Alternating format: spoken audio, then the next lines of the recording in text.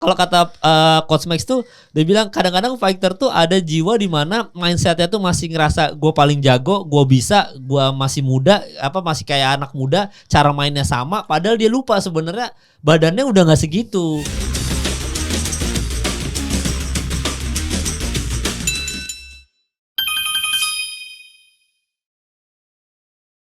Ya UFC 329 teman-teman, anti klimaks sekali ya, padahal saya menantikan Conor McGregor 5 tahun vakum ini, tapi ternyata dia datang ke situ cuma untuk aura farming aja. Sama terima duit berapa bayarannya 200. Kalau belum ada official statement, tapi kalau dari Ariel Helwani itu dia dapat base salary $15 juta USD. Oh, 15 juta US dollars ya. Berarti berapa tuh ya? Itu tadi gua sama Mario sempat hitungan, itu 270 miliar lah. 270 miliar. 270-an miliar. Anjir. Cash. Untuk cuma patahin ACL-nya cedera di atas oktagon. Iya. 69 detik ya total. Satu menit 03 ya. Kalau PDP menit kan 52 detik, 52 apa 54 gitu. Ya itu Conor McGregor cuma buat jatuh-jatuhan 1 menit ya. Mengecewakan juga ya. Tapi ya itu jadi anti klimaks. Kalau bukan tahun ini, Aspinall tuh berarti tahun lalu ya. Ya pokoknya kan Aspinall yang anti klimaks yang baru-baru ini ya kan. Anderson Silva juga sebelumnya sempat ada juga kan. Aspinall sama Pantoja kan yang anti klimaks tuh. Yang dia patah gitu. Tapi kalau dari 3 fight itu lebih anti klimaks ini atau Pantoja atau Aspinall kalau Lumar yang kecewa banget tai lah. Ini sih paling kecewa ya menurut gua. Ini ya paling kecewa ya. Karena kalau McGregor tuh kan kita menikmatinya secara keseluruhan, maksudnya dari build up dari fightnya, dari press conference-nya, dari weigh in-nya juga bisa dinikmatin gitu. Conor McGregor Fight Week tuh bisa weigh in-nya aja seru. Terus jadi setelah itu kan udah build up untuk fight-nya. Nah, kita expect fight-nya bakalan seru. Oh ternyata fight-nya gitu aja. Jadi McGregor ya. Ya kalau gue masih Aspinall sih gue yang sakit hati sih. Karena Aspinall tuh harusnya bisa panjang fight itu mah. Harusnya kita bisa melihat kan Aspinall selama ini sosokan gitu-gitu. Bisa gak dia lewatin Cyril Gane. Ternyata dicolok matanya doang. Udah. Terus kayak apa gitu. Kalau Pantoja mah ya udah kan cuma jatuh.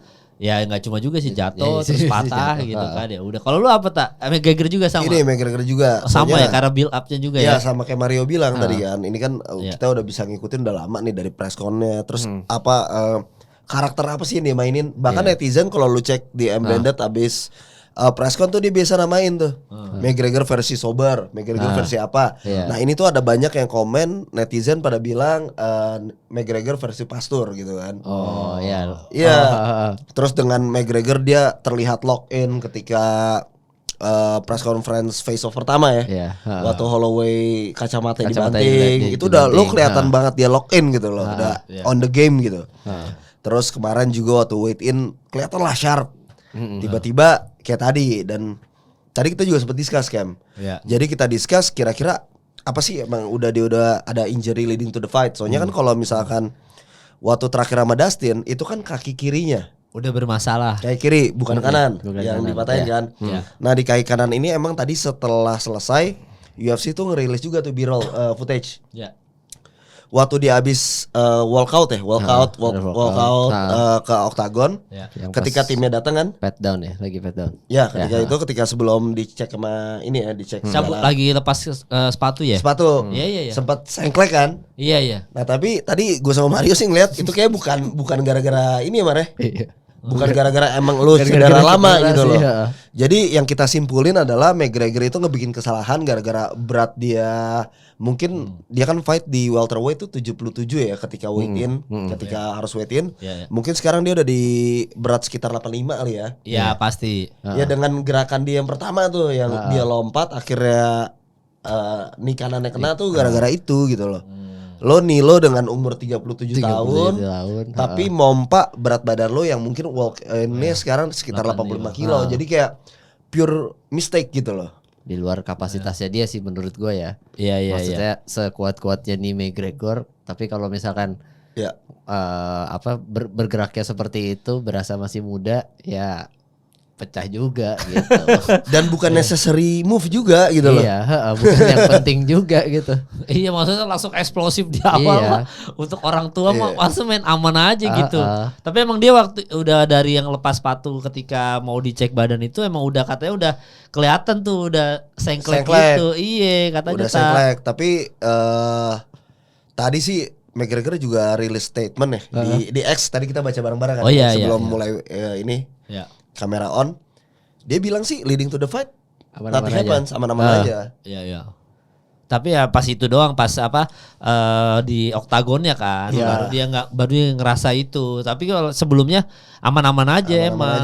Dan kalau lo lanjutin nama bercandaannya si Max Holloway kan dia bilang I had him weak on the knees. Kan itu kan kayak kalimat kalau lo mau fight gara-gara lo nervous atau apa, emang kaki lo tuh kayak berasa apa ya, kayak hilang gitu. Iya, kayak nggak mati rasa.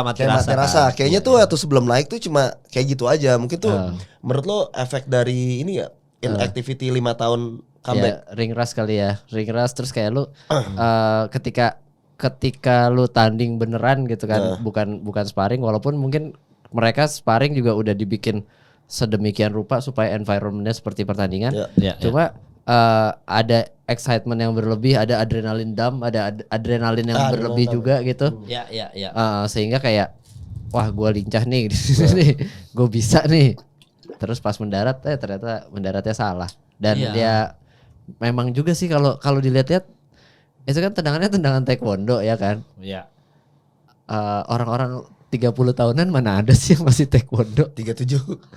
Ini lagi bapak-bapak 37 tahun 4 anak gitu kan. Kalau teori gue kayak ketika dia mau masuk sempat oleng juga gitu kan. Ya itu ya dia seperti kita aja gitu. Habis pakai sepatu berdiri lagi pusing kan. Suka kayak keleyakan gitu kan.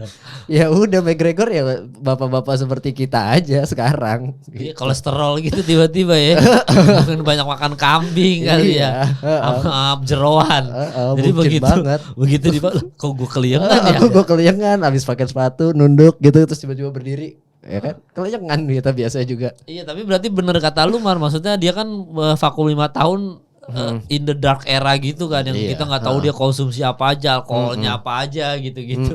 Nah itu kelihatan semua di fight ini akumulasinya gitu ya, kerusakan badannya apa namanya, timbunan racun-racun yang ada di badan gitu, kayaknya masih belum keluar semua gitu ya, walaupun dia udah bertobat gitu ya. Kelihatannya ya. Cuma ya kayaknya pertobatannya dia belum cukup panjang untuk menghapuskan segala dosa-dosanya. Iya, ini beda level gitu, maksudnya level profesionalitas sama mungkin dia kalau bertarung biasa-biasa aja sparring mungkin masih bisa gitu. Cuma kan kalau profesional gini tensinya, pressure-nya tinggi, tinggi, seluruh dunia mau lihat McGregor gitu-gitu kan. Ya itu udah pasti Iyalah beda lah, maksudnya feel-nya pasti beda kan, pasti lu pengen kayak nge-swing di awal tadi itu kan, itu memang bener-bener adrenalin lu as a fighter profesional kan, merasa kayak masih bisa nih gua. Tapi ternyata gitu kan, mahal lu sama King Green anjing. Iya, lebih bagusan King Green mah. King Green juga lebih tua kan, dia udah 40-an. Lebih tua aja. Lebih tua, harusnya pensiun juga, beliau masih menang-menang terus aja kan, aneh banget. KO-nya bagus juga kan. Kata orang, main eventnya bagusan King Green man daripada McGregor gitu. Karena dia gak gendut, King Green gak gendut. Iya, dan masih aktif juga, maksudnya masih rajin, masih menang-menang kan. Iya. Untuk orang yang harusnya udah pensiun gitu. Tapi menurut lo, menurut lo berdua, ketika dia lompat yang tadi tuh awal, itu adrenalin dump dia gak sih? Cara dia ngebuang adrenalinnya gitu. Karena kalau sebelum fight ada teori adrenalin dump ya, biasa dikeluarin. Biasanya kan kalau ketika ketika lu udah intens banget gitu kan, terus lu udah intens dalam waktu yang cukup lama, terus tiba-tiba hilang gitu semuanya, the intensity-nya itu hilang, terus itu tuh yang dibilang adrenalin dump yang tiba-tiba lu nggak bisa explode lagi gitu, nggak bisa eksplosif lagi. Kalau menurut gua mungkin sebenarnya sih ini gerakan-gerakan yang dia lakukan setiap fightnya dia ya, kayak kayak ritual dia mulai fight begini gak sih ritualnya McGregor ya kan? Cuma ya ya balik lagi. Iya, kaki lu udah nggak. Waktu itu Cosmax tuh yang bilang sama gue tuh, Profesor Max Metino, dia bilang badan lu tuh kalau lu fighter emang akumulasi kan. Lu udah cedera berapa kali, itu udah akumulasi gitu. Sementara mindset kita tuh mindset masih muda gitu, tapi badan kita sebenarnya enggak. Apalagi kalau lu bukan Cristiano Ronaldo kan. Yang Cristiano Ronaldo kan umur 41 tapi kayak umur berapa gitu kan, ada gitu-gitunya tuh. Nah, kalau ini kan enggak, emang umur 37 drill umur 37 gitu. Jadi kalau kata Coach Max tuh, dia bilang kadang-kadang fighter tuh ada jiwa di mana mindsetnya tuh masih ngerasa gue paling jago, gue bisa, gue masih muda, masih kayak anak muda, cara mainnya sama, padahal dia lupa sebenarnya badannya udah nggak segitu. Makanya begitu dia ngelakuin tembakan yang pertama, tendangan pertama itu langsung jatuh ke bawah tuh kan, landingnya langsung salah. Di situ dia baru nyadar, oh iya, gue kan nggak muda lagi ya. Iya, di situ nyadar. Nah, karena dia vakum lama. Coba kayak King Green tadi, maksudnya kan King Green kan aktif. Siapa lagi siapa Miller siapa? Jim Miller. Nah, itu kan orang tua tapi tetap aktif gitu. Cody Garbrandt termasuk ya Miocic juga vakum lah gitu. Tapi mereka tuh tahu bahwa gue udah setua ini, gue mainnya begini aja ya gitu. Dan terbukti Jim Miller, Bobby Green, King Green masih menang kan? Karena dia tahu cara maintain. Even Jose Aldo, maksudnya dia tahu cara. Gue jangan terlalu ini deh gitu. Tapi masih tajam pukulannya. Cuma nggak se-eksplosif dulu. Nah, McGregor enggak. Dia merasa dirinya masih eksplosif, masih muda, dengan gaya yang sama. Awal-awal tendangan kayak masih muda langsung begitu. Ya udah pasti kena itu udah pasti kena ya. Lu juga kan pas nonton juga berasa gitu kan. Kita juga kaget pas tendangan pertama langsung tepuk tangan kan. Ya karena kita pikir McGregor is back. McGregor is back. Langsung tepuk tangan kan kita nobar begitu tendangan kebalik. Dia kan bilang dia second best featherweight setelah Bruce Lee. Oh iya. Ya mungkin dia coba praktekin gerakan-gerakan di film Enter the Dragon ya kan. Iya, bisa sih. Kalau at least masih hidup. Iya. Nggak, tadi yang gue pikir tuh, gue kira ada kayak mungkin ketika lu confused berlebihan, lu tegang, kadang-kadang lu ngelakuin sesuatu yang di luar nalar gitu loh.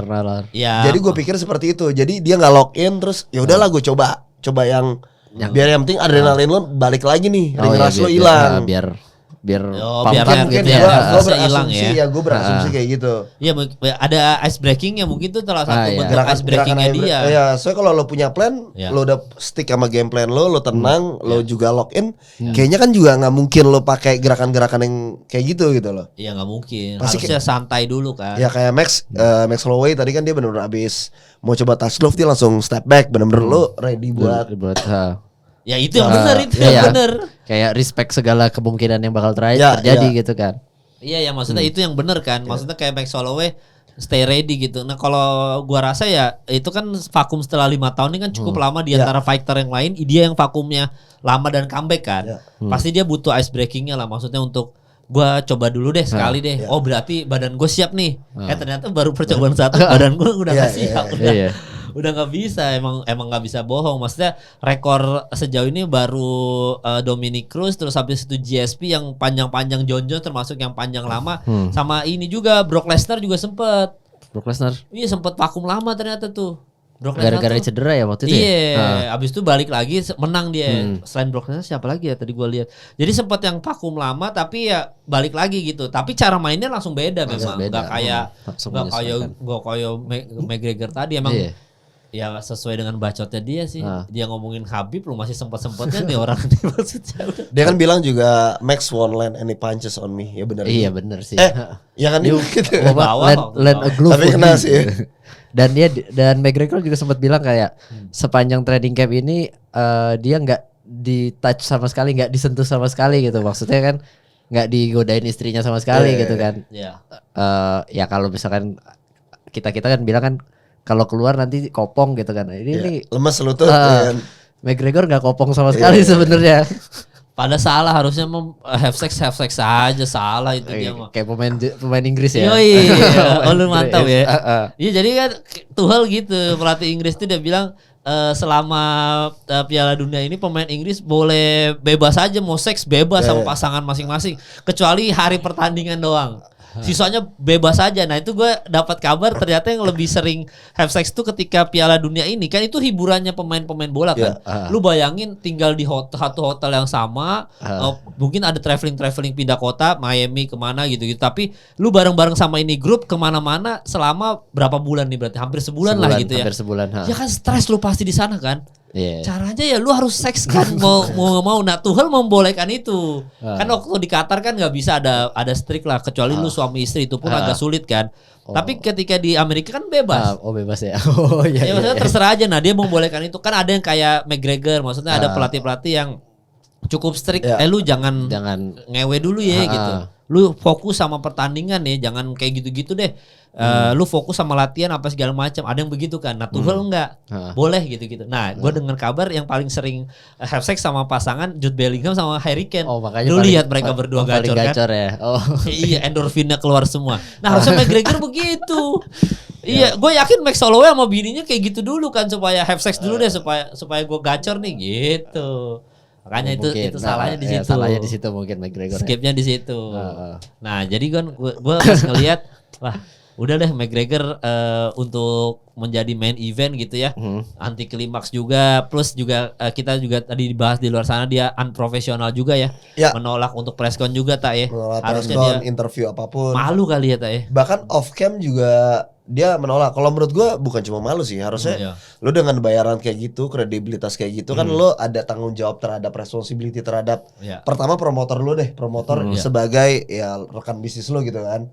Baru ke fans lo gitu. Nah ini kan dia tadi kita nonton di apa ya ESPN apa UFC yang Megan Olivi ya. Megan Olivi bilang dia ninggalin langsung stadion, langsung pergi ke mobil, event, langsung pergi ke mobil, menolak masih pakai glove, nggak pakai baju, masih pakai celana tandingnya.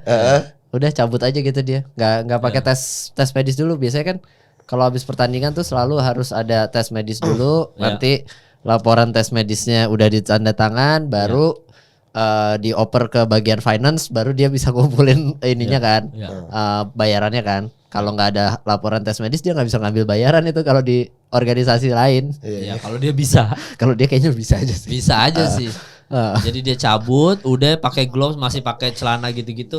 Kalau menurut gue sih malu dia tuh, feeling gue, karena itu bahan cengan dia seumur hidup itu. Dia kayak tadi Islam aja, Islam kan nge-tweet kan soal corner beats corner. Congrats Max gitu kan. Nah itu kan maksud gue itu akan menjadi bercandaan seumur hidup, sementara dia anti dibegituin. Dia kan baperannya juga luar biasa kan. Dia baper terus nyerang orang gitu. Kayak Khabib aja sampai sekarang masih diomongin sama dia gitu. Nah itu tuh maksudnya akan jadi, pasti kan dia kan waktu ngomongin Khabib ya setidaknya gue balik ke UFC, dia mau ngapain gitu kan, orang tua ini gitu. Gue masih balik. Nah nanti kan diserang sama Khabib, ya minimal gue nggak balik, nggak langsung. Iya, gue nggak langsung kalah gitu. Iya, nggak langsung kalah kan, lu dikalahkan diri lu sendiri lah, itu malu tak. Makanya dia mengcover kemaluan. Kemaluannya dia. Ngikutin ego kalau menurut gue. Soalnya sebenarnya kalau dia ngikutin prosedural kayak lo ke press conference, lo kasih statement ke Joe Rogan ketika di Octagon atau lainnya, itu kan lo sebenarnya bisa lo bisa melakukan semacam PR move. PR move dari ini kan action seperti ini gitu ya, memalukan ini. Lo ada seenggaknya lo ada counter attack lah dari kejadian yang tadi gitu loh. Ya udah dibikin statement. Nah, ini kan dengan lo kabur, menurut gue ya lo ikutin ego lo sendiri. Sedangkan ya lo nggak ada PR move apapun nih gitu kan. Iya, kalau ambil contoh yang paling bagus ya waktu itu Dominic Cruz ya, setelah dia kalah sama Cody Garbrandt ya kalau nggak salah. Sama Cody ya? Cody ya, dia babak belur pakai kacamata, terus pas di interview what stuff, this is life kata dia gitu kan. Ya memang lu harus kalah dan yang it's part of life gitu. Dan itu yang bikin Dominic Cruz jadi kayak tetap di respect sama orang-orang adalah PR move yang lu bilang tadi itu. Terus dia juga sekarang jadi komentator juga sih. Ya mungkin gara-gara itu juga gitu kan. Ujung-ujungnya kan leading ke rezeki lain gitu kan. Ya karena profesional. Iya, profesional. Ya kalau Conor kan dia PR move-nya nge-tweet tadi kan. Itu doang, dia nge-tweet doang. Orang enggak respect lah, tetap kayak percuma deh. Waktu Nobar juga udah bilang, Bang, gue Conor kan banyak fansnya Conor tadi kan, lumayan sampai satu tempat itu kan hampir Conor semua kan. Tuh gue teriak Max Holloway gitu-gitu. Menang ini Bang Conor McGregor. Menang dari mana? Ini mah kalah cepet, ini mah nggak mungkin sampai ronde 2 nih, ronde 1 juga udah beres beneran. Ronde 1 kan, karena nggak mungkin udah, menurut gue Conor McGregor balik mah udah sesuatu yang nggak mungkin. Kalaupun ada pun yang balik ya harus disiplin GSP gitu-gitu. Emang hidupnya tuh zen gitu, tenang gitu, nggak kayak Conor McGregor nanti KDRT enggak dia mah mukul orang ya. Mukul orang mukul maskot, mukul kakek-kakek di bar ya. Iya, apa cewek joget depan dia ada bininya padahal. Nah itu ada. Iya kayak gitu-gitu kan, selingkuh itu tuh dia tuh. Nah maksudnya kan itu aja udah berita-berita begitu aja udah kayak nggak mungkin balik sih. Lu harus tetap zen gitu-gitu. Even Jon Jones aja beritanya cuma mau mukulin orang di rumahnya itu kan. Tapi secara ini zen masih zen gitu. Nggak bisa makanya. Nggak seliar itu ya. Nggak seliar. Nggak seheboh itu partinya ini. Nggak bisa ya. Dia mau jadi politician. Udah hancur lah itu mah. Dia balik mah udah pasti beres gitu. Tapi setidaknya kita terhibur sama Paddy Pimblett lah ya. Paddy Pimblett itu cukup menghibur walaupun sayangnya nggak ada Davi bener berarti kan. Davi kan bilang kan, gue bener nih Paddy Pimblett nih kutip ya Davi gitu kan, dikutip nih potong nih Fajar, tolong Fajar katanya gitu kan. Tapi akhirnya Paddy Pimblett cukup menghibur kita dengan naked guillotine apa naked choke tadi ya? Dark choke. Dark choke ya jatuhnya ya. Ya dark choke tadi akhirnya cuma 52 detik 54 detik gitu ya. Nah kalau lu Mar lihat tadi Mar, kok bisa BSD tiba-tiba? Apakah karena memang udah kan untuk sekelas BSD gitu yang submission artist gitu langsung dapat dark choke gitu gimana tuh Mar? Itu sih sebenarnya masalahnya tuh bukan ini ya. Kalau kita lihat tuh Paddy Pimblett emang jago submission dari backnya, dari guard atau dari backnya dia kan. Nah di pertandingan sebelumnya orang-orang respect dia cukup sehingga nggak membiarkan dia untuk pull guardnya dia gitu kan. Dan atau pertandingan lain ya emang ngelawan orang yang lebih ke arah striking kayak Justin Gaethje ya udah Justin Gaethje striking aja terus walaupun dia bisa take down atau apa gitu kan. Nah di sini tadi tuh BSD langsung kayak left kick tinggi terus langsung shoot. Nah di posisi shoot double leg itu ya otomatis si Paddy bisa masuk ke posisi guard kan. Walaupun bukan dari guard, dari front headlock nah emang ibaratnya tuh ya BSD masuk sendiri ke jebakannya Paddy gitu tanpa Paddy harus set up jebakannya dia. Jadi pure kesalahannya ini ya Dennis Benoit ya. Menurut gue itu emang kesalahannya dia ya. Kok bisa begitu Mar? Maksudnya untuk sekelas dia maksudnya BSD gitu. Apa itu bisa terjadi ke fighter manapun gitu? Sebenarnya itu bisa jadi ke fighter manapun apalagi secara senjatanya si Paddy ini udah lama nggak muncul. Ya kan?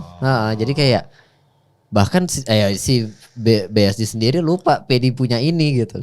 Kalau menurut gue sih gitu ya. Dan dia udah nggak, karena udah lama nggak muncul jadi dia nggak respect the skill Paddy has enough gitu. Iya dia nggak nyangka bahwa paling sama dia Pak mau stand up fight lagi nih kayak Justin Gaethje gitu ya. Paling begini. Nah, kalaupun gue take down dia di bawah gue di atas nggak bermasalah kayaknya buat gue, mungkin di pikiran dia kayak gitu. Iyalah nggak mungkin bermasalah untuk BSD ya, apalagi dia kan termasuk submission artist lah gitu. Pasti kan dia ya lu mau take down gue ke bawah, apapun yang lu lakuin gue tahu penangkalnya apa gitu. Makanya ketika dia dapat dark choke tadi di awal-awal gue cukup kaget bahwa ternyata dia terjebak di situ. Maksudnya itu kan udah bukan kelasnya dia terjebak kayak gitu. Berarti kan selama ini dia tertipu sama gaya Paddy Pimblett 2 match terakhir. Yang dimana kan tadi gue sempat bilang juga, udah emang Paddy Pimblett jangan stand up fight deh, udah main submission aja, emang keahliannya di sini udah. Harusnya lo Justin Gaethje bisa menang kan Mar kalau dia pakai cara itu kan?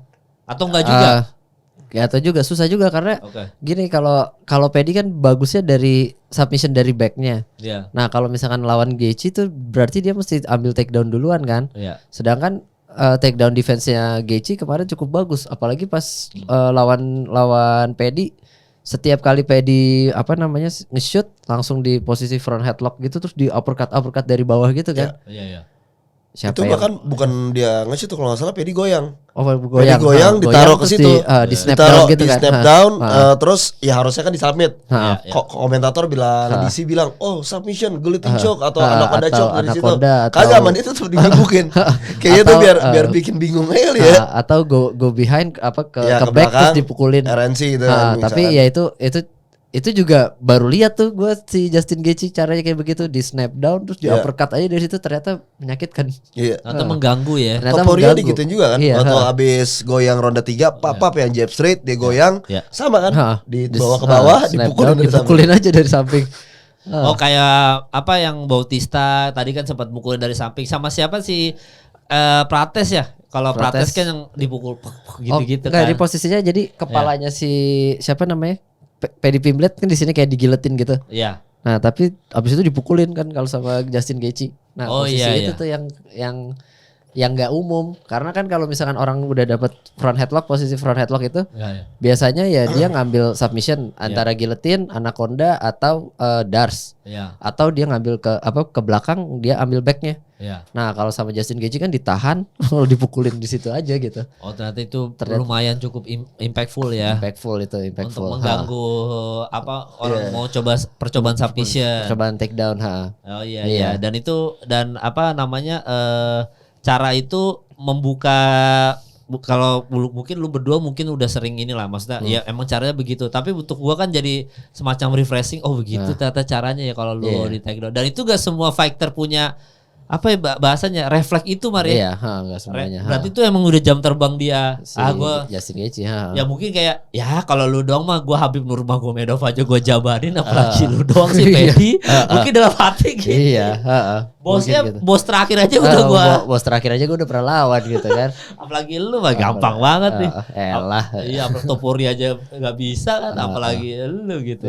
Jadi makanya memang di situ dengan 2 match terakhir Paddy Pimblett, mungkin BSD tuh terlena dengan itu ya. Ternyata dia menggunakan senjatanya itu, makanya bisa kelar cepat di 54 detik. Lu juga ngira gak tuh bakal kelar cepat kita di Enggak, gue waktu itu kan kita juga pada megang BSD ya. Iya kan? Juga itu. Nah, emang mungkin kalau BSD gini, kalau beberapa fight BSD kan waktu lawan Dan Hooker juga emang game plan-nya begitu kan. Iya. Dia selalu nekan ke depan, terus dia ngambil takedown yang gak begitu eksplosif double leg, tapi dia terus lolos. Nah, kayaknya memang Paddy udah nyiapin, di sisi itu udah disiapin banget. Dan BSD mungkin nggak ngerubah game plan itu. Soalnya kalau nonton dia sama Dustin, sama Dan Hooker, sama terakhir siapa lagi ya? Siapa nih BSD-nya? BSD ya. Itu siapa namanya? Benil Darius kan dia selalu kayak gitu kan. Dia neken ke depan, misalkan dilempar beberapa strike langsung shoot, entah double leg entah single leg biasa gitu kan. Iya. Ya, dan itu Paddy Pimblett udah cukup ngebaca itu ya. Gue serang dari, lu pasti akan ngeginiin gue seperti tadi mau ambil single atau double leg. Gue serang duluan aja gitu kan. Jadi pas tadi kejadian itu pas dia nendang ya berarti Mar ya. Nendang terus shoot kan. Double leg. Langsung double leg. Jadi itu kan emang udah strong points-nya Paddy dari zaman dulu, dari zaman di Cage Warriors juga kan dia banyak dipepet ke cage, terus dia manjat kayak ke guillotine atau manjat ke triangle, bahkan dulu ketika dia masih lebih muda. Dia bisa loncat ke triangle dari posisi tertekan seperti itu. Nah, ini tiba-tiba diberikanlah kesempatan itu sama si BSD. Iya, maka sempat guillotine dulu tadi ya, percobaan guillotine ya. Sempat awal terus di bawah, tapi itu pernah puter dapat backnya langsung ya. Muter terus kan tangannya naik kan. Tangannya BSD naik terus langsung di trap aja jadi Dars sama si ini, sama si. Udah benar tap otak kayak gini ya. Anjing. Tapi respect ya, enggak ngetap ya. Ngetap atau enggak sih? Enggak, kayaknya enggak ya. Enggak ngetap tuh ya? Masa enggak ngetap tadi? Kayaknya si wasitnya Goddard ya. Oh, wasitnya Mike Goddard. Dia tangannya udah lemes kan. Ngambil lemes, tangannya jadi terus dari enggak ngetap. Jujur gue lagi mobile kemana-mana tuh tadi. Ya kan gue jalan-jalan. Rame banget men nobarnya. Rame banget Argentina. Enggak, bukan, maksudnya kan nobar. Jadi kan tempat nobar ini tuh enggak kayak kita biasa Mar. Waktu itu kan kalau Agam kan kita jadi satu. Nah ini tuh TV-nya banyak.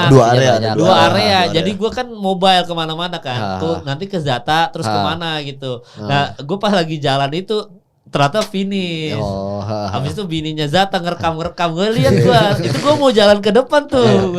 Gue kira masih panjang nih perjalanan, kayak masih panjang nih. Gue rasa juga gitu. Ternyata pada teriak gitu.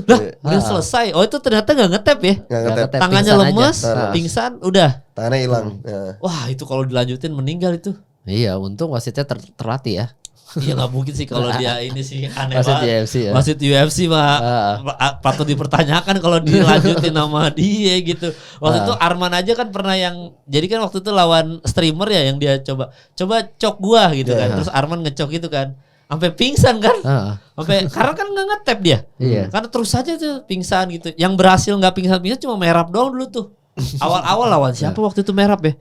Jadi ditarik Merab tetap nggak mau kalah gitu kayak enggak. Pokoknya gue masih lanjut bener-bener masih melek gitu.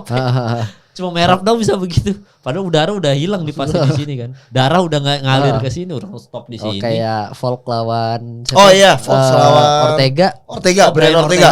Pala merah tuh. Palanya sampai pink. Pala pink ya kan. Enggak mau tap. Iya, waktu Volk itu paling parah itu. udah botak pink lagi. Iya, nggak mau apalagi Brian Ortega kan. BJJ-nya levelnya udah Royce Gracie. Iya, makanya jadi memang ini ya, tadi pertandingan itu sesuai dengan game plan-nya. Malah dikasih sama BSD-nya. Malah dikasih. Lu kasih harusnya gitu ya. Jadi memang menjanjikan lah. Menangnya benar-benar ini gitu. Apalagi Marlo ada tambahan. Dan dia ini ya, kemenangannya tuh ditujukan buat Diego Jota ya kalau nggak salah tadi. Iya, post interviewnya ya. Ada akan tepuk tangan dengan orang-orang tadi tuh. Dia nyanyi apa gitu kayak. Iya, nyanyi apa itu lupa gue juga. Mungkin fans Liverpool doang yang tahu ya. Nggak ngerti gue tadi nyanyi lagu apa ini kali lagu ini Liverpool. Kayaknya lagu chant-nya fans Liverpool deh. Iya, terus nyanyi terakhirnya Wonderwall kan. Ada Noel Gallagher kan. Tapi ada dia sempat nyebut di post fight interview nyebut ini kan. Aldi Taher. Topuria. Gue kira Aldi Taher. Masa lu tuh. Ada Ilya kan? Ada tapi nggak di-mention. Dia sebut siapa, pokoknya dia bilang siapapun lah. Maksudnya yang mau lawan gua, yuk gitu. Ya kan dia ngomong gitu kan tadi kan ngomong kan. Maksudnya gue siapa aja siap gitu. Topuria ya dia mention ya. Ada sedikit. Iya, bahkan tepuk tangan tadi orang-orang tuh pada tuh, "Bang, lu mention siapa nih PD Pimlet nih?" gitu. Topuria kalau nggak salah, apa Arman juga dia mention ya. Pokoknya semuanya dia mention, pokoknya lawan siapapun gue siap katanya. Ini makin seru nih berarti di Lightweight Division ya. Dari cerita sih Ilya aja udah ya. Maksudnya. Iya. PD Pimlet tadi walaupun menang meyakinkan tapi kayak kurang meyakinkan. Ngerti gak sih kayak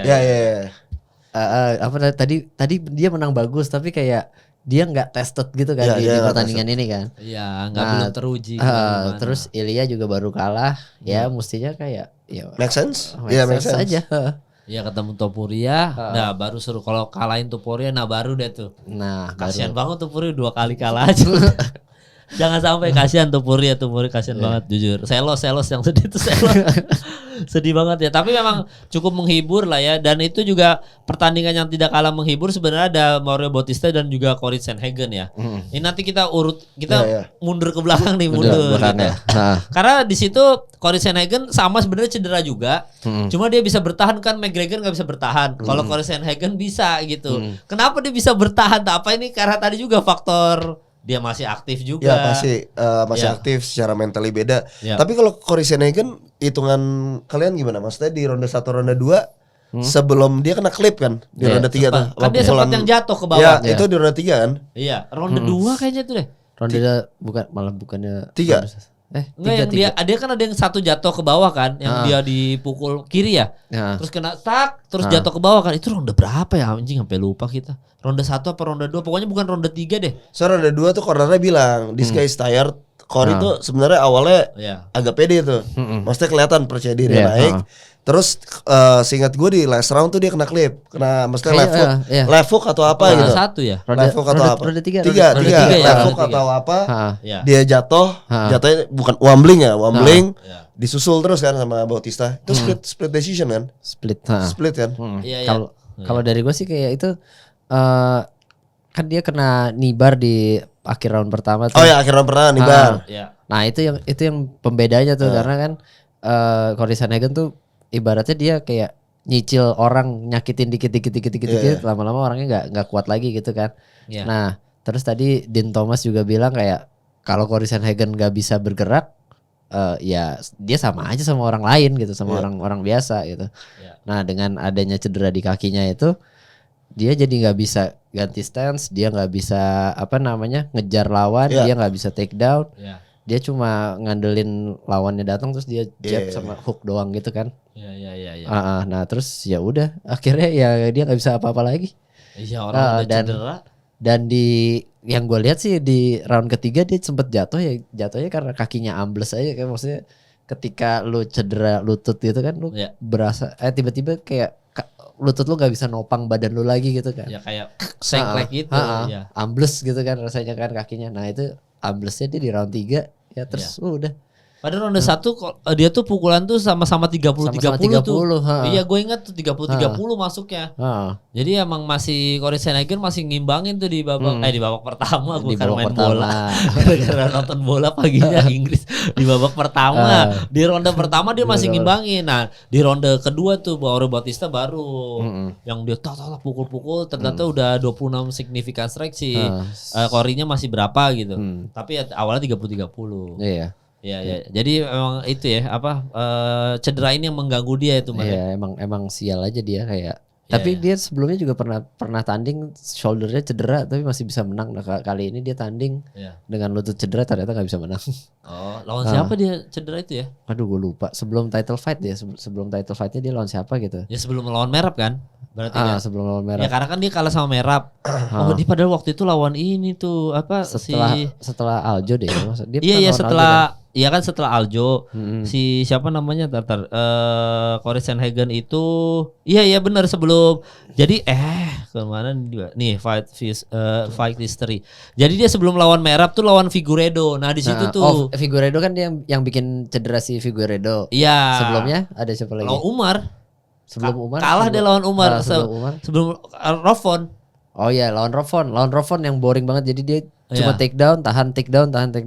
Nah itu dia cedera apa namanya shoulder tuh di situ tuh. Oh bukan shoulder maksudnya ini di bicepnya putus apa kalau nggak salah. Oh tapi dia tahan sampai akhirnya final. Menang decision tuh dia unanimous. Sebelumnya dia lawan Chito Vera split decision, menang decision juga tapi tepat split gitu. Lawan Song Yadong juga dia TKO Dr. Stoppage tapi stoppage yang fallback gede. Terus Vietnam dia kalah sama Vietnam gitu. Jadi memang seperti yang kita bilang Mauro Bautista kalaupun di luar cedera masih menang nggak Mauro Bautista? Kalau lu lihat fight tadi gitu di luar cederanya dia Ya karena betul gue masih mengutip Dean Thomas itu ya kayak kalau misalkan Cory Sandhagen nggak bisa bergerak without the movement ya he same with everybody else gitu. Dan memang iya gitu kan dia nggak bisa kemana-mana tadi di pertandingan tadi. Kalau nggak cedera masih ada potensi menang. Kalau nggak cedera ya dia masih banyak. Oh iya. Lu juga kalau nggak ada cedera masih megang Cory Sandhagen tuh tadi tak ya? Kayaknya Bautista sih. Tadi gue juga baru baca review dari ESPN nih. Jadi benar ronde 1 itu kayaknya yang bikin Nia tambah yang cedera itu yang Nibar itu. Terus emang di clip tuh di ronde 3 sama Levok.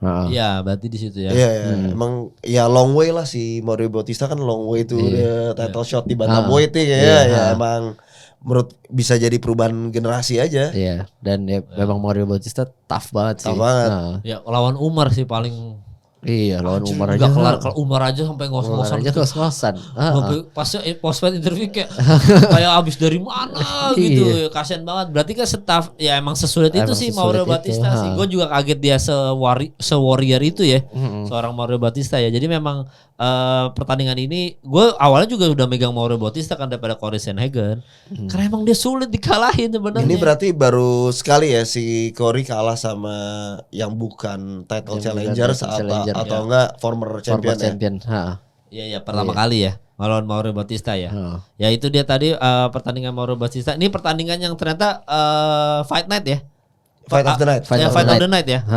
Masih kandidat ya? Masih kandidat atau udah dapat?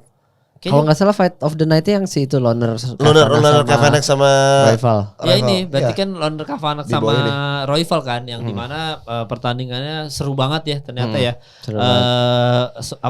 Lempar pukulan. Pada ronde 1 10-9 sebenarnya ke Brandon Rival kan ketimbang Kavanagh ya. Tapi emang si Kavanagh tuh padahal sebenarnya itulah kan gue tadi bilang kenapa jadi Royval lagi jadi kan stuck lagi itu ya si flyweight-nya di situ lagi padahal Kavanagh harusnya udah diproyeksikan untuk lalu maju ke depan deh lu kan bisa gitu kemana juga lu lihat aja mainnya keren gitu kan maksudnya secara kalau stance-nya tuh dia apa ya gayanya tuh ya boxing aja ya boxer aja ya gaya boxing wrestler ya boxing kayak gitu kan kayak Mendes gitu lah kayak Buckley gitu yang kayak Chad Mendes gitu kan iya siapa kalau cewek kita Alexa Grasso kayak gitu-gitu kan nah itu kan enak gitu tok bagus gitu ternyata sama Royval kalahnya submission gitu kan gue kayak Iya tapi di boxing juga di stand up fighting juga di cut off the ring sama si rival ya. Jadi bukannya si Lunar yang agresif ngasih tekanan, pressure-nya datang dari rival gitu. Sedangkan waktu rival lawan Joshua Van, Joshua Van ya tekan terus gitu.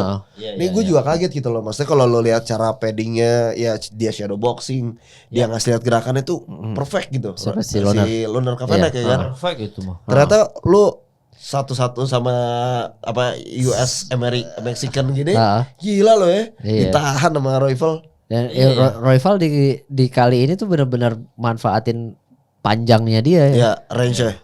Range-nya dia, jab-jabnya aktif banget. Jab ibaratnya round 1 tuh permasalahannya cuma jabnya si rival sama si bisakah si Kavanagh itu bisa nge-counter jabnya kan? Nah terus di round kedua udah mulai lebih kompleks, jadi si Loner menemukan caranya dengan pull straight tadi kan. Dia pull terus abis itu di straight. Nah di round ketiga si rival ngasih jawaban lagi, si rival mulai dengan jab, Loner pull straight. Nah setelah pull straight dibalas pakai hook tuh terakhir tuh sebelum si Kavanagh jatuh. Nah setelah jatuh di bawah ya udah ya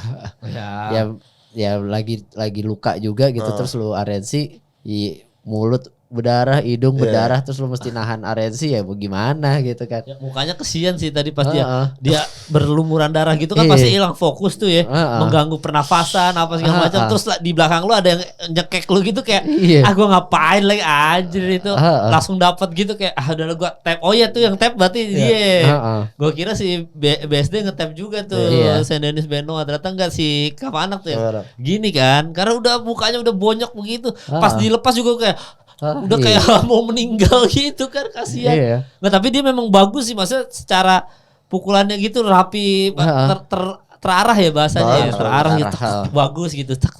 Sayangnya Brandon Royval justru pengalaman sih, jam terbang. Jadi dia pintar ngambil-ngambilnya 10-9 di ronde pertama tuh. Ronde kedua masih Kavanagh tuh sempet tuh. Si Kavanagh tuh berapa kali UFC fight berarti? Baru dia kan termasuk yang baru kan, dia undefeated tadi.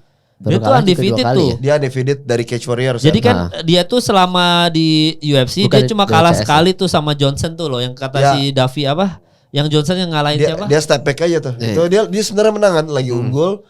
Tapi kalau nggak salah lagi straight, ya step back nggak hands up. Masuk right hook tuh, jatuh. Nah habis itu dia lawan Brandon Moreno kan, dia menang decision kan. Moreno juga sempet jatuh, wobble ya, wobble sama dia. Terus rival dia kalah, jadi total udah 2 kali tuh, sebelumnya undefeated tuh. Jadi waktu masuk UFC debut dia undefeated kan, 2 terus dia kalah sama si Johnson tuh yang ngalahin siapa tadi kata Davi tuh, gue lupa lagi.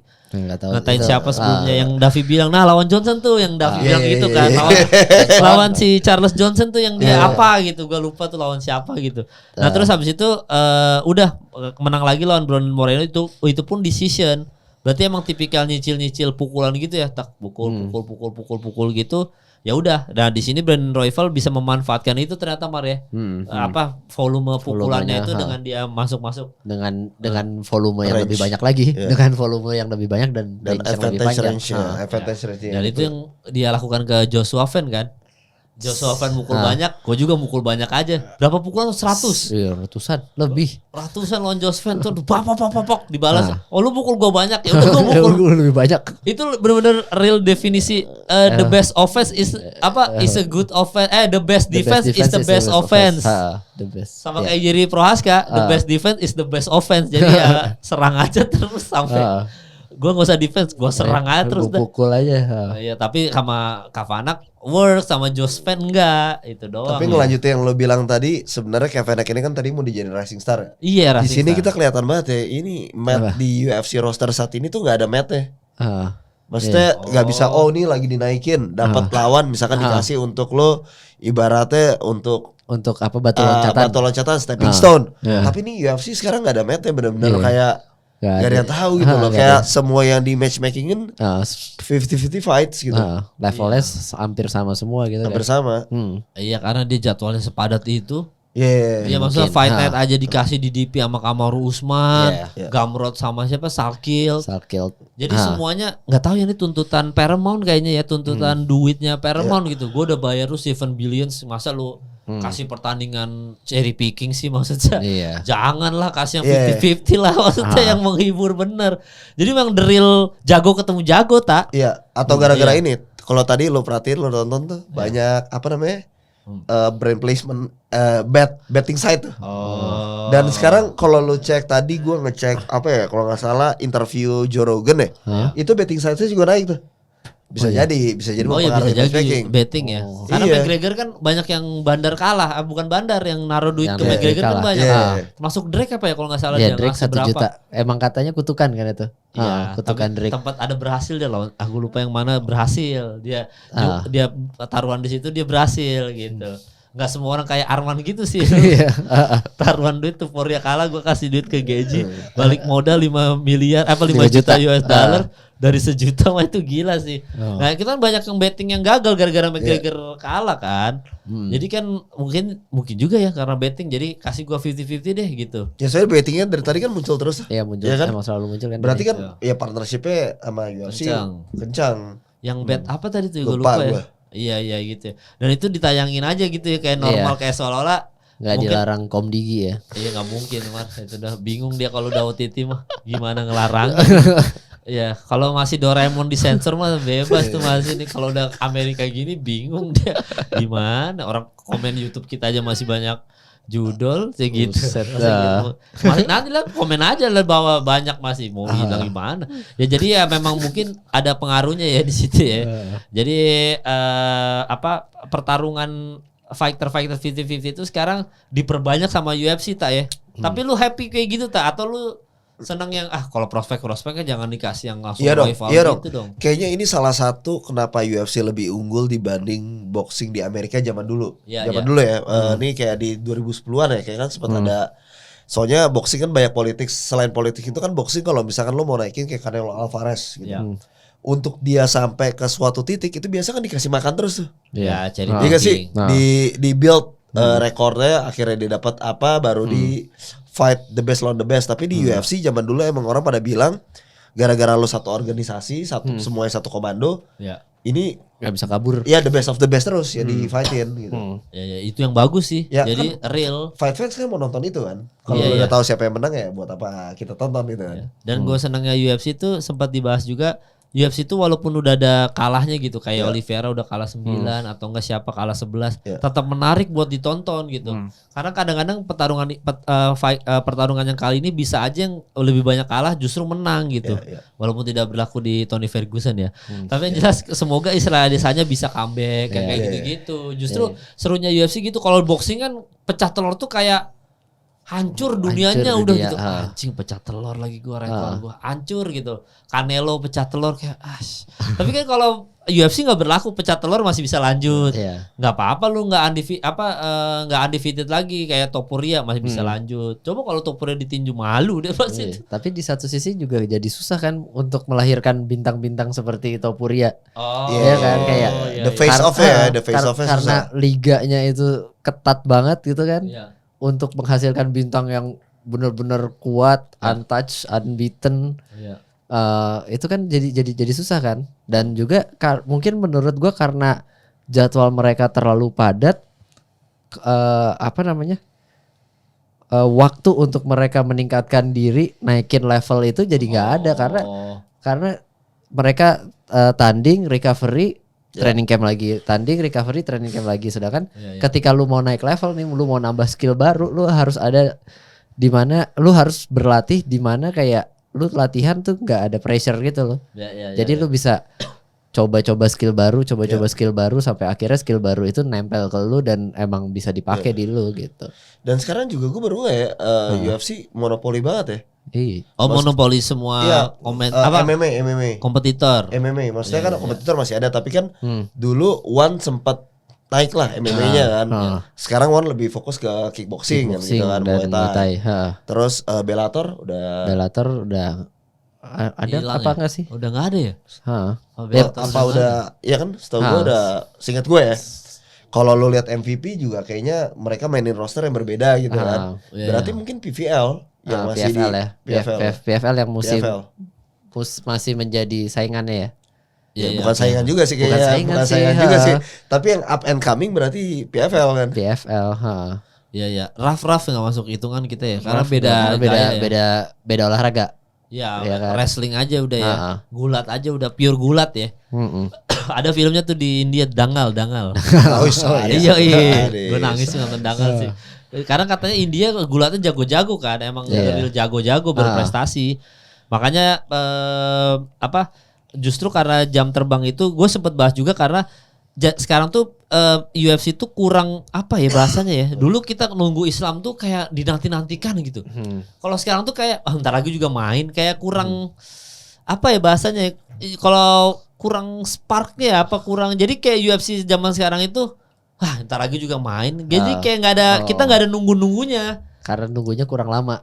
Atau iya karena dulu kan kita menantikan fight itu kan kayak prestis gitu. Maksudnya untuk Jon Jones bisa main lagi, untuk bisa nunggu Habib Nurmagomedov main lagi tuh kita nantikan. Kalau sekarang mah kayak ya 2 bulan lagi mah pasti ada lah, 3 bulan lagi juga ada aja terus gitu. Ya, tapi dengan banyaknya event juga itu kan jadi sarana dia untuk ngepromoin fight lain gitu kayak waktu itu yang ada MVP terus ada UFC Fight Night gitu kan. Ketika si Francis Ngannou main, terus si Dana White announce McGregor ya justru. McGregor.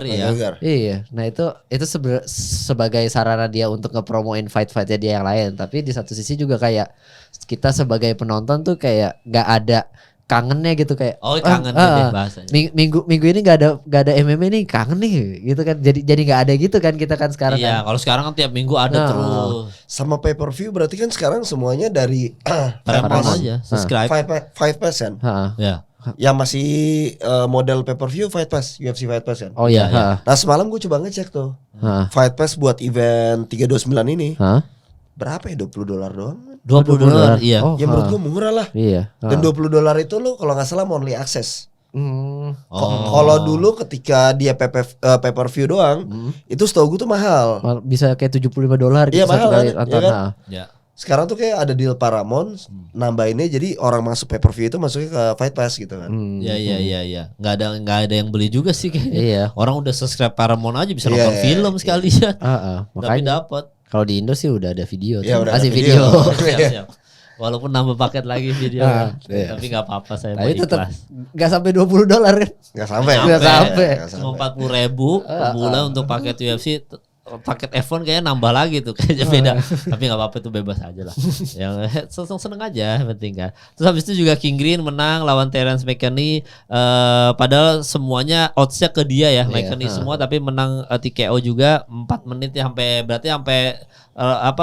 bel terakhir ya sampai bel ting ending gitu ya. Dan ini King Green ini bisa kita lihat bahwa dia udah winning streak tuh sekitar berarti 4 dia kan terakhir kalah kan sama Rufi. Marcia Rufi. Udah abis itu lawan Gibson Junior dia menang 4 kali berarti total sekarang sama McKinney. Masih bisa tuh Mare untuk seorang King Green Bobby Green ya. Iya. Masih bisa berarti. Usianya berapa sih? Udah 40-an ya? Itu tuh usianya tuh 40 tuh seingat gua tuh. Coba kita lihat ya King Green. Usianya mana dia King Green-nya? Gimana sih ngetiknya? Sulit. Bentar gua cek dulu ya. King Green kita buka. Umurnya tuh 39. Nah lumayan. Ya lumayan sih. Tapi Jim Miller 42. Tapi masih menang Jim Miller ya. Nah berarti memang masih bisa potensi untuk menang masih ada ya berarti Mare. Iya, masih ya dia hadir untuk memenuhi fight card masih bisa lah. Tapi kalau harus naik ke top lawan-lawan yang top 10 kayaknya sulit juga kan. Udah sulit ya. Tapi ya kalau dan setiap pertandingannya menghibur kok menurut gua. Menghibur ya. Sejauh ini. Kalau dapat matchmaking yang pas ya, kalau di matchmakingin sama Islam sih nggak pas ya kayak. Jangan. Itu mau bunuh diri itu mah. Tapi kalau matchmakingnya pas kayak tadi lawan McKinney gitu-gitu, ternyata menghibur gitu menghibur, ya. Iya. Masih panjang kalau lu tak King Green tak di UFC tak. Tadi anyway yang King Green lagi main gue masih OTW tempat nonton tuh jadi gue gak nonton men. Ada tuh. Iya tapi bagus sih kayaknya. Oke lah pertandingannya menghibur lah. Tapi masih bisa panjang gak dia kira-kira? Masih bisa. Tapi bukan neck leather kayak ya dia. Apa? Bukan neck leather ya. Bukan Sesuatu yang masih panjang tapi lo kayak misalkan Barrett Hopkins dulu ditinju yang untuk sampai jadi juara lagi gitu kan. Enggak, coba ya dia hadir, tanding, menghibur, udah gitu. Dapat duit udah. Kayak Kevin Holland. Ya kayak Kevin Holland ya benar Kevin Holland. Ya sudah segitu aja. Maksudnya datang mengisi card. Lu butuh gua kan, bayar, tenang gua akan kasih pertandingan yang menghibur, dapat duit, ngincar duit doang gitu. Jadi beda sama Jose Aldo yang former champion, kayak gitu-gitu yang udah deh cukup deh gitu. Karena kalau enggak nanti legacy gua rusak. Maksudnya dia ngambil kayak Kevin Holland gitu kan, Jose Aldo kan ya nggak prestis lagi gitu. Kalau dia ngambil, gua ambil aja deh, yang penting butuh duit yang gitu. Jangan, kalau kayak gitu jangan. Saya kalau Bobby Green atau Jim Miller masih bisa kayak ambil aja deh. Jim Miller lagi kan kayak menang terbanyak sepanjang sejarah UFC. Ya umurnya juga nggak 40, jadi wajar-wajar dan masih menang. Gue waktu nobar UFC yang asli aja diberangkatin mola dulu zaman dulu ya, yang gue nonton di New York. Madison Square Garden itu Jim Miller tuh baru datang aja tepuk tangan satu Amerika aja. Saking respectnya orang gitu, kayak dia orang tua masih main menang lagi di situ kayak waduh gila itu mah gacor banget Jim Miller. Ya gitulah kurang lebih ya. Mungkin Bobby Green mau ngincar seperti Jim Miller ya, di respect gitu saking ininya ya. Tapi beliau masih menang juga. Terus kita masuk ini mundur-mundur sampai kelar nih. Prelims Robert Whittaker menang, patah ya rahangnya Nitika Krylov ya. Parah ya. Tapi ya lu tadi lihat Whittaker, gue lihat pas di Gokar juga tuh Whittaker cukup oke juga sih dia, maksudnya bagus ya. Bagus. Tapi masih bisa di level mengejar champion lagi nggak? Kayak kalau dia bisa tuh ya. Bisa. Kalau Whittaker bisa. Dan dia juga masih secara umur masih 35-an. Iya kurang lebih masih. Cuma anaknya 6. Iya emang anaknya banyak. Waktu di UFC Embedded tuh di kolam renang rame ya. Rame banget. Tuh di kolam renang. Jadi dia harus coba lagi untuk sampai juara karena ya banyak anak butuh ini juga kan. Hidup di Australia juga nggak murah. Hidup juga. Jadi masih ada peluang tuh ya untuk menurut ini. Gue ya kalau Whittaker dari secara mentality juga dia di match up sama Jiri juga kayaknya seru. Iya. Kan bisa jadi seru tuh. Iya bisa jadi. Wah menarik sih tuh. Kan? Dan dia well rounded ya. Iya. Strikingnya bagus, terus juga wrestlingnya setahu gue sempat berapa kali ikut kompetisi Commonwealth kan, wakilin Australia gitu di Aussie untuk khusus wrestling. Ya well rounded fighter lah. Ya dia kayaknya langsung aja ketemu Ulberg, kalau dia udah sehat Ulberg tuh langsung aja. Emang kagetnya dia kalah sama RDR tuh ya, gue kaget. Render the Reader. Iya The Reader. Dulu double champ di One Championship kan. Iya dan kalah sama Khamzat cepet banget ya. Itu juga gue kaget karena rahangnya patah ya waktu itu ya. Iya rahangnya patah ya udah. Dia patahin rahang orang sekarang. Iya. Kalau Nikita Krylov ya. Dia ketemu Azamat juga masih seru kayaknya tuh. Iya boleh tuh. Azamat tuh boleh tuh. Azamat kan baru kalah tuh kan kemarin kan. Sama-sama gemoy gitu kan. Iya masih sama-sama gemoy. Iya sekarang Whittaker tuh berarti peringkat ke mana nih Whittaker? Dia baru kan baru masuk light heavyweight kan. Iya baru masuk light heavyweight dia. Karena kan sebelumnya Whittaker itu kalau masih di Whittaker tuh kan sebelumnya di ini ya. Di apa namanya? Di middle ya. Middleweight. Iya, jadi di middle kan dia sudah Whittaker itu udah nggak masuk peringkat nih sekarang. Ya udah waktu dia cabut juga udah nggak masuk ya. Nah di light heavyweight dia juga belum ada peringkat sebenarnya. Jadi dia masih itu 15 besar dia 15 terakhir masih Jan Blachowicz. Belum masuk sama sekali Robert Whittaker. Nah ini kan dia ngalahin siapa tadi? Nikita Krylov sama-sama belum ada. Sama-sama belum ada ini. Iya, tapi masih bisa dia naik ke atas tuh lawan Azamat tuh bisa tuh. Lawan Johnny Walker. Ya, dan mungkin light heavyweight butuh nama besar juga kayak Whittaker kan ngeramein roster kan. Iya, makanya ditaruh di prelims ya karena dia naik kelas ya. Jadi masih ada potensi untuk bisa ngerebut lawan diri gitu. Seru sih. Ya jadi Robert Whittaker itu dia menang juga tadi KO 1 menit doang juga menangnya, akhirnya KO terus habis itu ini idola saya dan juga Mario nih Stevenson gimana? Baru Gable Stevenson. Wah. Kata orang-orang sih dia beda level nih, udah kastanya udah beda menurut beberapa pundit-pundit UFC. Setuju lu? Impresif sih tadi. Impresif. Tadi untuk ukuran apa namanya dia tuh heavyweight, untuk ukuran heavyweight. Yang hooknya sekenceng dia belum ada nih kayaknya. Terus tendangannya apa ya, sevariatif dia juga nggak ada kan. Tadi dia tuh tendangannya benar-benar yang apa namanya kayak John Jones gitu, yang apa oblique kick ada, terus tip ke badan ada, terus full ada teknik ya, ada tendangan-tendangan yang kayak Jepang gitu yang pakai ujung kaki gitu juga ada. Oke. Terus ya grapplingnya sih nggak usah ditanya, takedownnya juga entry-nya cepet banget. Harapan baru sih ini. Harapan baru ya. Harapan baru. Bisa panjang langsung aja apa title? Janganlah, kasih aja dulu kayak Pavlovich gitu sih oke kali. Atau siapa si Josh Hockett. Volkov Kasih ya gitu. Volkov terus si siapa lagi tuh yang Blades. Curtis Blades masih Almeida gitu kan. Ya sengaja 3 pertandingan sampai inilah sampai apa namanya sampai title gitu. Lu Stevenson sama Hockett pegang siapa, Mar? Waduh. Ayo lu. Lawan Josh Hockett, Stevenson. Jujur Stevenson sih. Stevenson. Hockett tuh cepet atletis. Ya. Cuma fight IQ-nya tuh nggak sekompleks ini, nggak sekompleks si Stevenson. Jadi masih megang Stevenson. Iya masih Stevenson. Lu nggak nonton ya Stevenson ya? Masih di jalan tuh ya? Iya tapi anyway kalau Gable Stevenson nih yang gue suka banget kan kayak gue selalu suka atlet yang dari amateur yang decorated banget gitu loh, kayak abis gold medalist ya medalist dia Olympics Olimpiade Tokyo. Olimpiade Tokyo kan gold medalist di wrestling kan. Ya sama NCAA. Nah itu sama aja kayak Henry Cejudo ya. Setahu gua kalau roster UFC atlet selain Henry Cejudo siapa lagi Mar? Kyle Harrison? Bonikel? Ya Bonikel. Tapi Bonikel cuma NCAA. Bukan Olympics. Olympics tuh Kyle Harrison, Henry Cejudo, berarti Gable Stevenson. Kalau di combat sport lain di tinju misalkan Oscar De La Hoya gitu. Biasa emang yang punya decorated atlet amateur record sampai Olympics nih bakalan jadi ya terus jadi secara apa ya, secara persona tuh beda gitu. Oh ya karena dia udah ditempa di olahraga lain sebelumnya lebih lama gitu ya. Lebih lama dengan work ethic dan juga kompetisi yang ketat banget kan. Lo represent negara di Olympics kan itu highest level untuk yang bukan amateur sih, yang untuk negara gitu ya, bukan profesional kan. Ya dan itu apa kelihatan levelnya ya. Maksudnya lu juara NCAA juga tapi juara Olimpiade juga. Kelihatan ininya kayak Kyle Harrison kan langsung ngasih impactnya sebagus itu gitu.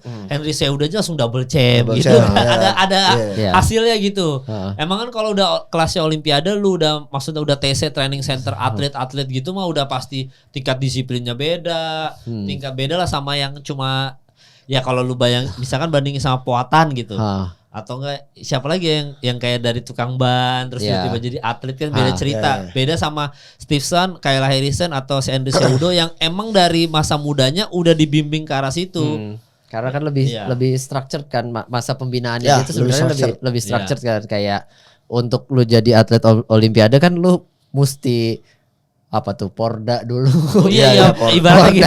Popnas, Popnas, Pon ada. Baru akhirnya jadi atlet Olimpiade kan. Dengan begitu kan lu harus ada strukturnya kan.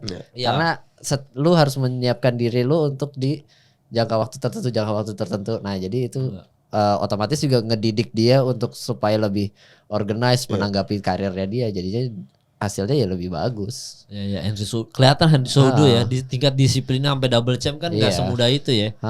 Iya dia Henry Cejudo aja bisa loh double champ loh. Ya memang beda sih maksudnya dia cara latihannya dia udah masuk TC terus ketemu pelatih yang disiplin dan lu ngelawan negara lain dan lu represent tatif negara lo gitu. Udah pasti beda ininya. Terus biasa fundamental sports yang ditekuninnya tuh udah kental banget tuh, udah lengket banget. Iya, udah basicnya tuh udah di luar kepala. Beda sama kayak Iri, nah kayak gitu-gitu maksud gua yang ya itu kan kayaknya basicnya dia ciptain sendiri gitu. Dia harus ngejalanin sendiri tuh fase trial dan error ya gitu kan.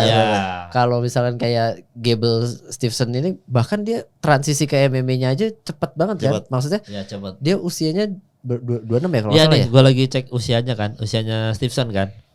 Stevenson tuh umurnya dia ya berapa nih dia nih? Sabar, gue cek tak lama tuh internet gua ada tuh lama tuh Stevenson tuh. Ntar sambil kita ini ya Gable Stevenson biar diedit sama Fajar. Sabar Jar, gua cari dulu Jar. Soalnya Cio udah nelpon tuh Jar. Di mana dia? Apa udah sampai? Oke, dari gini ya. And action. Dia 26 tahun ya. Tuh kan. Umurnya 26 tahun. Dan itu dia dari University of Minnesota. Nah, itu cepat banget. Jadi dia dari udah tahu karirnya gimana gitu kan. Iya. Oke, gua tamatin wrestling gua, abis itu gua transisi ke MMA. Gitu.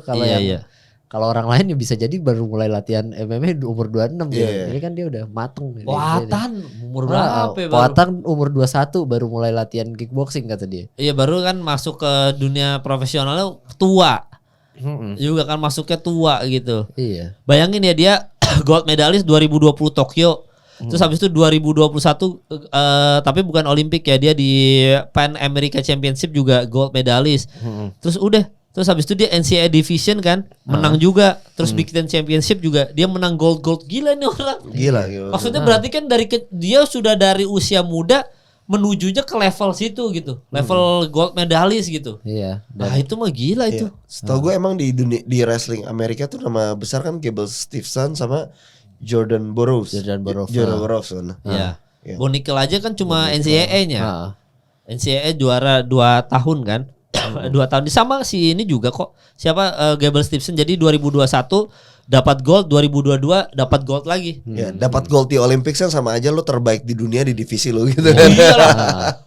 Kyle Harrison makanya kan datang dengan senang hati, menang-menang, emang gua terbaik di dunia. Iya. Floyd Mayweather aja itu cuma bronze medalist di Olympics Atlanta 96 tuh. Iya. Siap, bagus juga loh Atlanta. Iya, Atlanta tuh, di Atlanta ya. Iya, jadi gitu dia. Jadi emang udah masa depan udah masa depan heavyweight. Cerah ya berarti masa depan heavyweight ya. Cerah. Akhirnya setelah sekian lama menantikan siapa the next heavyweight ini gitu. Akhirnya keluarlah Gable Steveson. Ya, jadi teman-teman kita nantikan Gable Steveson sepak terjang seperti apa. Terus habis itu ya itu doang sih. Nextnya di prelims ini Gable Steveson, terus yang Adrian Yanez juga menang KO lawan Cody Garbrandt. 2 menit. Luke Riley menang lagi nih, still undefeated ya. Keren tuh lawan kayak Kamara tuh dia tuh. Kamara. Agak early stoppage tapi ya. Early stoppage ya sih. Lo merasa? Tahu sih ya, tapi kayak flash kenanya lurus banget. Tapi kan emang pukulannya gokil sih kayak machine gun ya. Iya, Luke Riley nih. Luke Riley emang bintang gua. Dia Sakil tuh idola kita tuh baru itu lawan. Cage Warriors juga ya? Luke Riley ya? Belum kan? Kayaknya deh, gue belum ngecek deh. Kan? Tapi dia kan Paddy Pimblett dia ininya. Dia satu camp sama Paddy Pimblett tuh, Luke Riley tuh. Dan emang confidence levelnya beda sih, agak-agak tengil-tengil gitu. Bisa dilihat Toto weight in kan dia sambil shadow boxing. Apa ya? Iya, terus good looking, orang-orang kayak gini tuh. Maksudnya yang Luke Riley itu kan sekarang umurnya, mana sih umur Luke Riley itu sih? Ada tuh Wikipedia-nya Luke Riley tuh. Tapi ya maksudnya kan dia masih muda juga kan. Singkat gue memang dia Paddy Pimblett dia satu inilah sama Paddy Pimblett dia MMA satu, dia kan London ya. Apa Liverpool juga ya? Kalau nggak salah ya. Kok Luke Riley itu kan 14 ya, ini UFC stats-nya 14-0-0 ini. Udah belum undefeated, dia asal dari mana ya? Ada informasinya tuh. Beda sama Stevenson langsung keluar gitu. Luke Riley stance-nya ortodoks, cuma itu doang. Dia lahir 30 Juni 99 tuh. Udah. Terus dia main baru 27 berarti ya? Iya, dari main di baru 3 kali main kan juga. Di situ KO ada unanimous decision sekali itu pas di UFC Fight Night-nya F-Live sama Murphy lawan Michael Aswell. Udah, terus habis lawan Kai Kamaka 3 dia menang juga gitu. Jadi memang cukup menjanjikan lah ya Luke Riley ini untuk ada di UFC. Kita lihat nanti sepak terjang seperti apa. Terus abis Luke Riley itu siapa ya? Wang Chong. Tracy Cortez juga kalah decision. Wang Chong ini juga abis itu udah kenal Damien Pinas. Si ini siapa namanya? Ewing ya? Ini ya si siapa? Yang ngalahin Wallmaker dulu. Kan Alejandro Costa menang submission. Terus habis itu Ryan Gandra lawan Zachary Riz menang si Ryan Gandra. Terus Farid Basarat lawan Josh Garza sama Damien Pinas sama Cesar Almeida. Oh, nggak ada yang tahu. Itu asli apa bener. Anyway keren juga tuh Wang Chong ya, kalau kita mau ini kan bahas tentang Chinese fighter. Soalnya Chinese fighter menurut gue next in line sih ini di UFC ya. Apalagi yang cewek-cewek ya. Yang cewek ya. Ya, Wang Chong ya. Wang Chong. Jadi kalau udah kayak gini ini mana dulu siapa? Former training partners lo ya, juara One Championship yang masuk UFC kan. Jingnan. Xiong Jingnan. Tapi dia kemarin kalah ya? Ya kemarin kalah. Dan banyak sih ya, maksudnya kalau Chinese fighters tuh. Ya. Ya jadi memang nanti kita kalau Chinese mah udah yang gua cerita sama Mario udah disupport APBN ini serius makanya UFC PI ada di sana kan. Dari semua negara Asia yang lain loh. Jepang, Korea, PI-nya di sana kan. PI kan cuma Meksiko, Las Vegas sama Cina. Karena dia open kayak lu masuk ke gua ya. Pemerintahnya tuh yang buka. Ya udah lu mau butuh fasilitas apa? Gua danain APBN. Tapi lu di kita ya beda. Gue Cina tuh gue yakin nanti kedepannya banyak juara dari dia tuh kan. Kalau sekarang juara-juara mungkin dari Dagestan atau enggak yang Islam-Islam yang Muslim-Muslim kan pada juara gitu. Nextnya Cina-Cina tuh gue yakin tuh. Ya apalagi dari Road to UFC tuh banyak banget roster-roster sadis dari Chinese fighters. Tinggal nunggu waktu aja tuh. Wong Chang nih salah satunya nih. Makanya kita lihat nanti ya gimana-gimana. Sulitnya mereka nggak main Instagram sih ya. Iya. Nah iya. Itulah orang kalau fokus latihan begitu tuh. Enggak kan emang udah enggak boleh. Iya kan pemerintahnya ya. Ya kecuali lo pakai apa? Pakai VPN. Pakai VPN kan. Oh iya karena itu ya. Karena itu. Kan soal fokus latihan ya. Di blok sama negaranya. Jadi secara awareness kita kurang tahu tuh. Padahal kalau lo nonton Road to UFC, wih sadis-sadis man. Lah waktu yang di One Pride aja begitu bagus-bagus semua. Bagus. Padahal mereka tuh kayak nyalain terus tuh sosial medianya mereka ya. Tapi kita nggak tahu sosial medianya mereka tuh apa. Kalau lihat rombongan ini Cina-Cina apa fighter-fighter Cina. Iya. Timnya tuh selalu kayak selalu live, selalu apa kayak bikin story gitu, tapi kita nggak tahu dia ke-share-nya di mana gitu. Iya makanya, tapi nanti ujung-ujungnya pasti tahu Mar. Kalau dia menang. Iya. Ya wajar aja dia mah. Ya kayak Song Yadong lah. Ya Song Yadong, Zhang Weili. Kita kira tahu kan. Sama siapa lawannya waktu itu ada Zhang Weili lawan orang Cina juga tuh 1-2. Lupa gue berdarah-darah juga tuh, itu juga sama. Baru tahu ketika lawan Zhang Weili. Bisa baru tahu. Jadi ya nanti ujung-ujungnya pertarung Cina ini gue yakin akan menguasai UFC sih ke depan nih. Karena mereka tinggal disiplinnya sama kayak orang-orang luar. Bener mereka kalau serius mah orangnya memang fokus dan disiplin gitu kan. Orang Cina mah gak usah diraguin lagi. Gak usah diraguin. Tinggal nunggu meleteknya doang. Song Yadong gak bisa kan juara gitu. Juara. Nanti the whole generation MMA semua. Iya, Joshua bisa yang begitu-gitu. Masa gak bisa sih Song Yadong? Maksudnya entah Song Yadong entah petarung Cina yang lain gitu. Nanti kita lihat aja ya. Nah ini tadi pembahasan UFC 329 seperti itu teman-teman. Bahkan tadi ada yang mention Bang udah gak usah nge-podcast sekarang McGregor-nya gak seru gitu ya. Udah akhirnya kita tetap ada obrolan. Nah ini terakhir sebelum kita udahan paling kita prediksi aja karena minggu ini minggu yang sama juga ya. Tanggal 19 itu sebenarnya ada Fight Night dan yang main DDP sama Kamaru Usman. Nah menurut dari lu Teta, lu megang siapa tak? DDP sama Kamaru Usman? Kamaru Usman. Kamaru Usman nih? Kamaru Usman. Kenapa? Gue ngikutin banget sih dari zaman dulu tuh, dari zaman dia di Hard Knocks, terus dia pindah ke Trevor Whitman. Gue suka ya secara mentally gitu kan. Dulu kan dia juga sempat masuk ke list pound for pound ya. Pound for pound number 1 setelah Habib. Saya tuh setahu gue Kamaru Usman tuh. Iya. Fight dia lawan Colby, pokoknya ngikutin banget gue. Ngikutin gue Kamaru tuh. Iya, jadi lu masih megang Kamaru Usman untuk pertandingan ini ya? Kamaru Usman. Walaupun kakinya dua-duanya udah cedera parah gitu ya. Iya, kayak kalau ngelihat dia jalan tuh kayak kok kayak perih gitu ya. Lututnya kayak kenapa gitu ya. Tapi masih ya nggak akan se-McGregor gitu tapi sih maksudnya masih bisa dia ngelawan. Nah kalau lu siapa Mar? DDP sama Kamaru Usman Mar? Ya kayaknya sih DDP ya. Iya DDP ya. DDP tuh gede banget soalnya itu aja sih ininya. Permasalahannya tuh kayak mana Kamaru Usman kan baru naik kan. Iya. Takutnya belum terbiasa dengan middleweight dan ya DDP balik lagi. DDP tuh gede banget gitu. Iya DDP cuma kalah sama Hamzat doang kemarin tuh kan. Abis itu kan sebelumnya belum. Iya jadi memang lu masih megang DDP di sini ya. Iya si DDP kayaknya lawan Kamaru Usman mah dominasi tuh. Dan segede-gedenya Kamaru Usman dia bakalan only grow tuh di upper body-nya aja, kayaknya kakinya gak bakal tumbuh gitu. Iya. Kakinya kecil banget tuh, kakinya dari betis sampai pahanya tuh kayak kelihatannya kecil banget. Itu dia ya, pentingnya leg day ya. Iya, gak ngaruh juga sih. Enggak, Max Holloway kan bilang dia kan ada video tuh, dia kalau latihan strength conditioning di Hawaii namanya tactical strength. Dia bilang man you use your leg every day, so why you don't leg day every day gitu. Dia kebanyakan di leg day, gitu kan. Every day is leg day kata dia. Tapi sekelas dia masuk kagak leg day sih. Apa kamu rumah kan ini kan? Pasti leg day lah. Tapi pasti leg day, cuma kan mungkin ada keterbatasan gara-gara cedera bawaannya dia. Dia kan bekas wrestler ya dulu ya. Wrestler di US kan. Ya jadi di DP ya masih di DP sih kayaknya sih. DDP itu favorit gue salah satunya memang.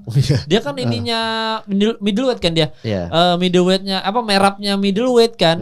Nafasnya panjang terus habis itu durable lagi kan apa namanya dipukulin nggak jatuh-jatuh. Terus juga apa cara-cara dia take downnya unik-unik ya kan. Cara ngambilnya tuh unik tuh.